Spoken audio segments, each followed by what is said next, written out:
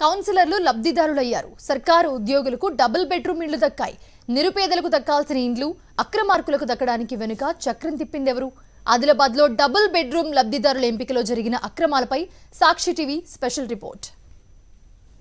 ఆదిలాబాద్లో నిర్మించిన double bedroom ఇండ్ల పంపిణీకి అర్హులైన లబ్ధిదారుల నుంచి దరఖాస్తులు స్వీకరించారు.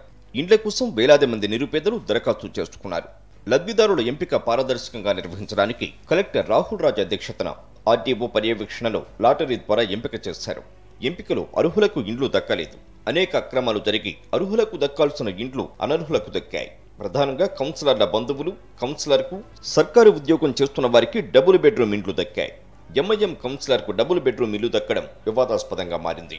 మరో కౌన్సిలర్ బంధువులు సర్కారు ఉద్యోగాలు చేస్తున్న వారు లాటరీలో ఎంపికయ్యారు.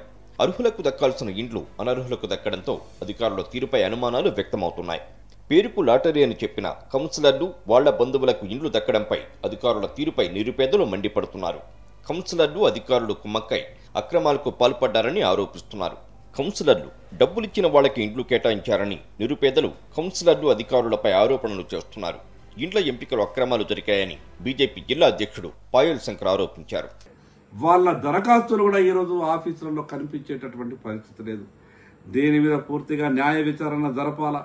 ఎవరైతే పేదలు ఇల్లు లేనటువంటి వాళ్ళు ఉంటారో వాళ్ళకి, అటువంటి లబ్ధిదారులకే ఇల్లు కేటాయించాలా. కానీ ఎవరైతే డబ్బులు ఇస్తారో, ఎవరైతే అధికార పార్టీకి సంబంధించినటువంటి నాయకులు ఉంటారో వాళ్లకు మాత్రమే మేము ఇల్లు ఇస్తామంటే దీన్ని పక్కా భారతీయ జనతా పార్టీ వ్యతిరేకిస్తుంది. లబ్ధిదారులను ఎవరైతే పేదవాళ్ళు ఉంటారో వాళ్ళకి ఇచ్చే వరకు భారతీయ జనతా పార్టీ పోరాటం చేస్తుంది.